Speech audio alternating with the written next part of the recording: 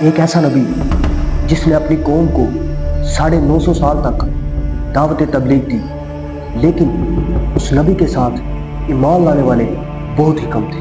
بسم اللہ الرحمن الرحیم۔ السلام علیکم۔ This is me Muhammad Saad, your Islamic brother, once again with all of the people. جناب آج ہم بات کریں گے حضرت نوح علیہ السلام کے بارے میں۔ نوح علیہ السلام کو اس دنیا میں لانے کی اصل وجہ کیا؟ جب نوح علیہ السلام نے دعوت تبلیغ کا کام شروع کیا تو آگے لوگوں کا کیا ریاکشن تھا؟ تو چلیے شروع کرتے ہیں with the real life story of حضرت نوح علیہ السلام۔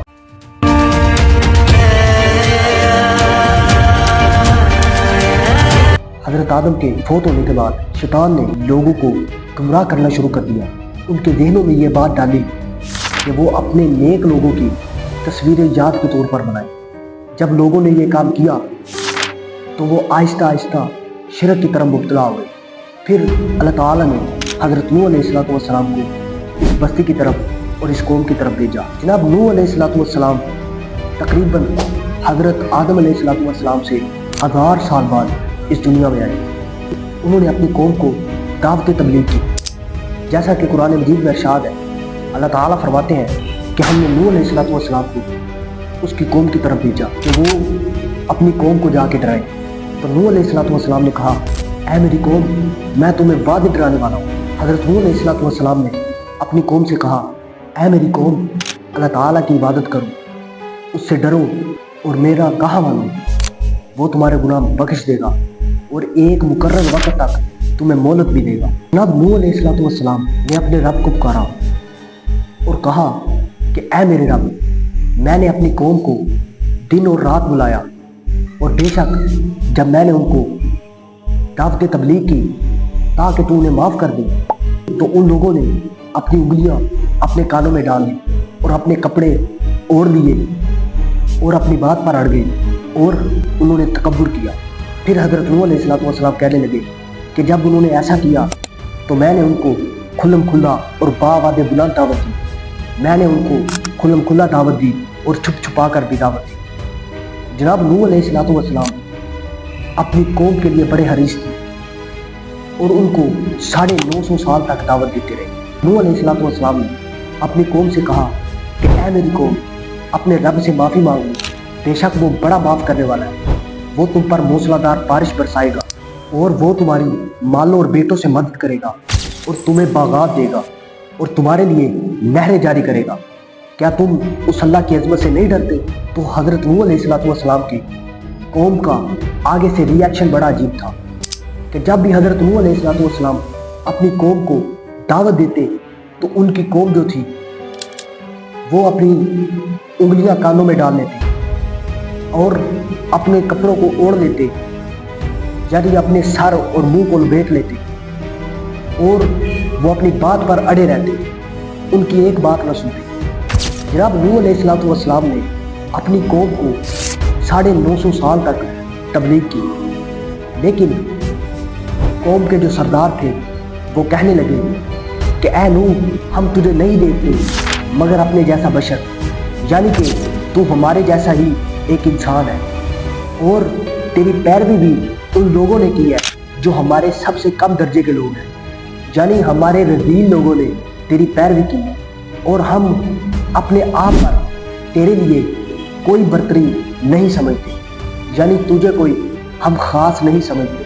قوم کے سردار کہنے لگے بلکہ ہم تو تجھے جھوٹا گمان کرتے ہیں۔ حضرت نوح علیہ السلام نے اپنی قوم سے کہا کہ اے میری قوم، کیا تم نہیں دیکھتے میں اپنے رب کی طرف سے ایک واضح دلیل پر کھڑا ہوں اور اس نے مجھے اپنے پاس سے ایک بڑی رحمت عطا فرمائی، اور اگر وہ چیز تم پر مخفی رکھی گئی ہے تو کیا ہم اس بات کو تم پر زبردستی چپکا دیں جسے تم ناپسند کرنے والے ہو؟ پھر نوح علیہ السلام نے کہا کہ اے میری قوم، میں تم سے کسی اجرت کا سوال نہیں کرتا، یعنی کہ جو میں تمہیں دعوت دے رہا ہوں میں اس پر کسی اجرت کا سوال نہیں کرتا۔ میری اجرت تو صرف اللہ تعالیٰ پر ہے، اور میں ان لوگوں کو دور ہٹانے والا نہیں ہوں جو اپنے رب پر ایمان لائے، اور میں تم لوگوں کو جاہل دیکھتا ہوں۔ پھر نوح علیہ السلام نے کہا کہ اے میری قوم، تم میں سے کون ہے جو میری مدد کرے گا اللہ تعالیٰ کے مقابلے میں، جب میں उन लोगों को जो मेरे साथ ईमान लाए हैं उनको अल्लाह ताला से दूर करो।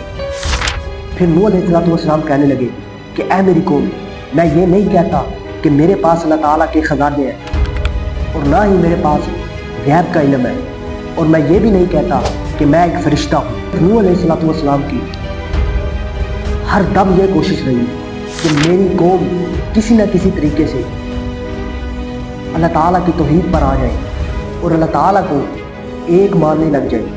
लेकिन उनकी कौम के लोग बड़े ही ढीठ थे और वो तकब्बुर करते थे और अपनी बात पर अड़े रहते थे।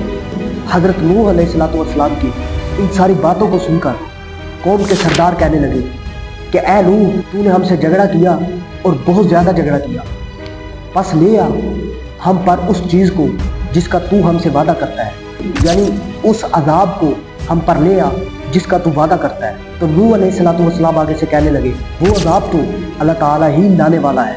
जनाब हज़रत नूह अलैहिस्सलाम ने तकरीबन 950 साल तक अपनी कौम को इस बात की दावत दी कि वो अल्लाह ताला को एक माने और एक जाने।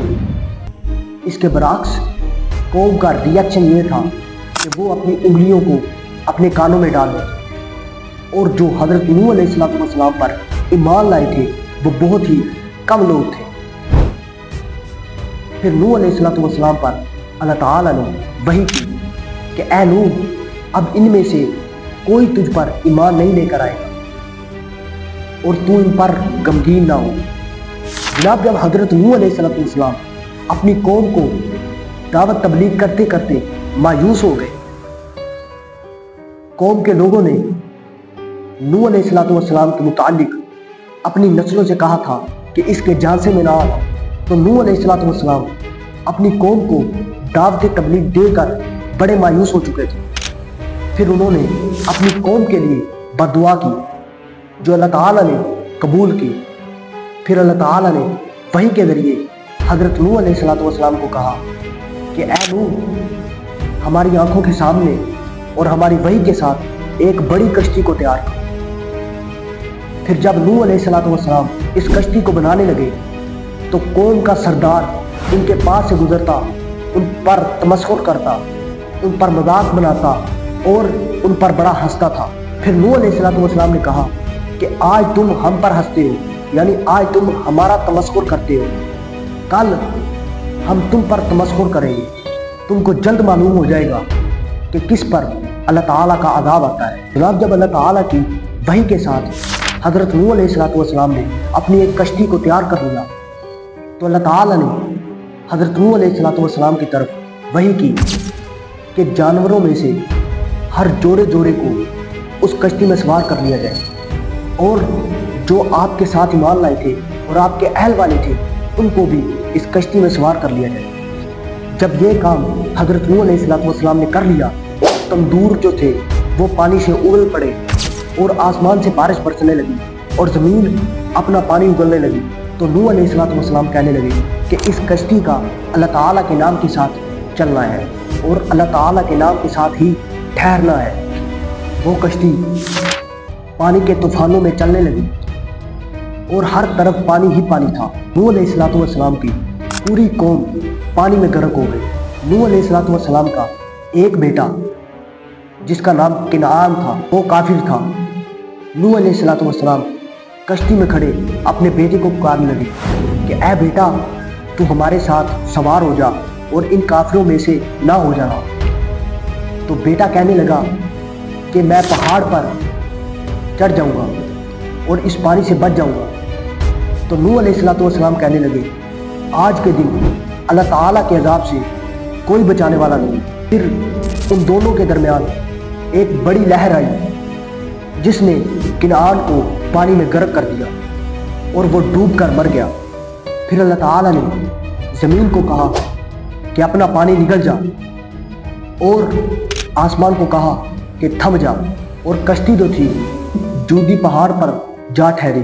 फिर अल्लाह ताला ने कहा कि बेइंसाफ लोगों पर अल्लाह ताला की लानत है। फिर अल्लाह ताला ने कश्ती वालों को कहा कि उतर जाओ इस कश्ती से सलामती के साथ और बरकत हासिल करते हैं। जनाब हज़रत नूह अलैहिस्सलाम के पूरी की पूरी कौम اس طوفان کے ساتھ درہم برہم ہو گئی تھی اور بچنے والے صرف وہ لوگ تھے جو نوح علیہ السلام کے ساتھ اس کشتی میں سوار تھے۔ پھر ان سے ہی آگے نسل چلی۔ جناب یہ بڑا انٹرسٹنگ واقعہ ہے۔ حضرت نوح علیہ السلام کے 4 بیٹے تھے۔ ان میں سے پہلا کنعان کافر تھا جو پانی میں ڈوب کر مر گیا۔ ان کے 3 بیٹے جو مسلمان تھے وہ ان کے ساتھ سوار تھے۔ ان میں سے ایک بیٹے کا نام سام اور ایک بیٹے کا نام حام اور ایک بیٹے کا نام یافس تھا۔ سعید بن مسیب کا قول ہے سام کی نسل سے عربی، فارسی اور رومی پیدا ہوئے۔ یافس کی نسل سے ترک، سکالبا اور یاجوج مجوج پیدا ہوئے اور حام کی نسل سے قطبی، سوڈانی اور بربر اقوام ہے۔ امید کرتا ہوں آپ کو یہ ویڈیو بڑی پسند آئی ہوگی۔ تو ہماری ویڈیو سے یہیں تک، انشاءاللہ نیکسٹ ویڈیو میں ملاقات ہوگی۔ تب تک کے لیے اللہ حافظ۔